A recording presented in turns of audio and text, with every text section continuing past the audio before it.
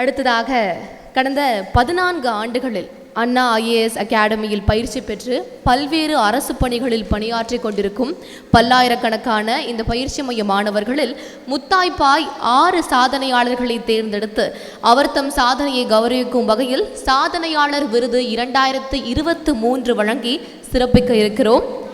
அந்த வகையில் முதல் விருதினை பெற வருகிறார் K. செந்தில்குமார் அவர்கள். அதற்கு முன்னதாக அவரை பற்றிய ஒரு ஏவையை தற்போது பார்க்கலாம்.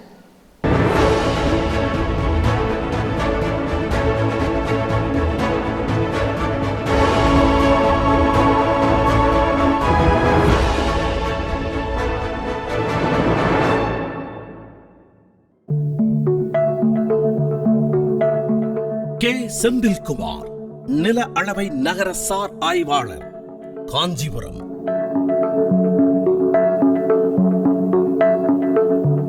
அன்று ஆட்டோ ஓட்டுநர், இன்று அரசு அதிகாரி.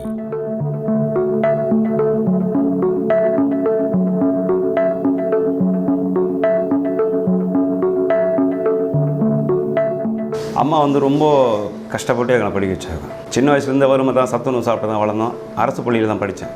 இப்படி இருக்க காலத்தில் கொஞ்சம் நாள் கழித்து கல்யாணம் ஆச்சு. எங்கள் மனைவி என்னோட படித்தவங்க. அப்போ நல்ல ஒரு வருமானத்தில் இருந்தது என்னை கல்யாணம் பண்ணிக்கினாங்க. 2 குழந்தைங்க பிறந்தது. வருமானம் பத்தலை, நீ ஏன் கஷ்டப்படுற அப்படின்னு சொல்லி கழுத்தில் இருக்க செயினை வச்சு சொந்தமாக ஒரு ஆட்டோ வாங்கி நீங்கள் ஓட்டுங்க, வருமானம் ஓரளவு நம்ம நல்லா இருக்குன்னு சொந்த ஆட்டோ வாங்கி கொடுத்தாங்க.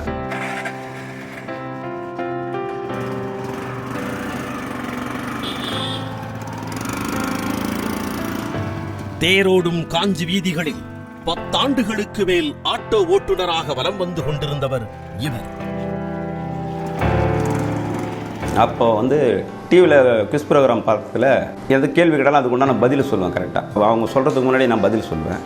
எங்கள் மனைவிக்கு ஆச்சரியம், எப்படிங்க நீங்கள் என்னை விட கம்மி தான் படிப்பு, 10ஆம் வகுப்பு தான் படிச்சிருக்கீங்க, கரெக்டாக பதிலாம் சொல்கிறீங்களேன்னு சொல்லிட்டு ரொம்ப ஆர்வமாக ஆட்டோ ஓட்டின்னு TNPSC படிங்க, படித்து பாஸ் பண்ண அரசு வேலையை வாங்க, நமக்கு வறுமையெல்லாம் கொஞ்சம் போடணுங்க.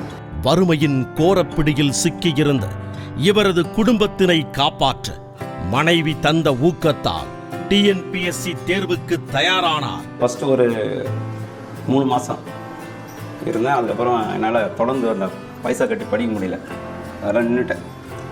கொஞ்ச நாள் கழித்து ATC இன்னொரு இன்ஸ்டியூட் இருக்குது, அங்கே படிங்கன்னு எனக்கு முன்னாடி வேறு ஒரு இதில் படித்த நண்பர் ஒருத்தர் கூப்பிட்டேன். இன்ஸ்டியூட்டில் பாஷான்னு ஒருத்தர் இருந்தார். உங்களால் ஃபீஸ் கட்ட முடியாது, எனக்கு ஃப்ரீயாக படிக்க வச்சாங்க.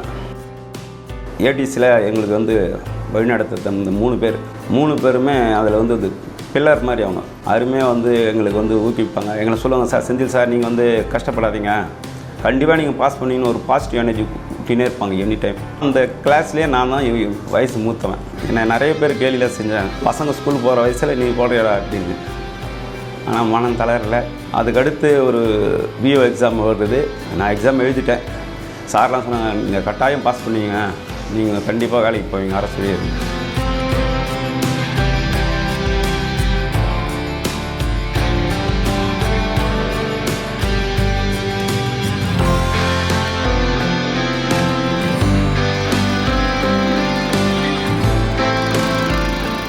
தனது அயராத உழைப்பினால் 38வது வயதில் அரசு அதிகாரியானார். ஆட்டோ ஓட்டுநர் திரு செந்தில்குமார் கிராம நிர்வாக அதிகாரியானார். மீண்டும் குரூப் 4 தேர்வில் 2வது முறையாக வெற்றி பெற்று ஆட்டோ ஓட்டிக் கொண்டிருந்த அதே காஞ்சிபுரத்தில் தற்பொழுது சர்வேயராக பணியாற்றிக் கொண்டிருக்கிறார்.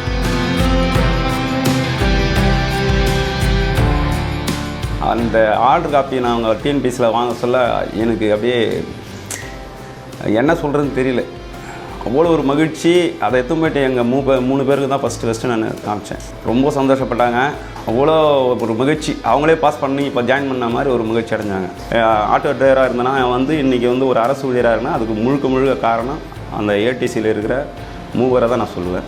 ஆட்டோ ஓட்டுநரும் அரசு பணியாளராக முடியும் என்பதை நிரூபித்து காட்டிய இவரது முயற்சியினை பாராட்டும் வகையில் மாணவர் செந்தில்குமார் அவர்களுக்கு சாதனையாளர் விருது வழங்கி கௌரவிப்பதில் அண்ணா IAS அகாடமி பெருமை கொள்கிறது.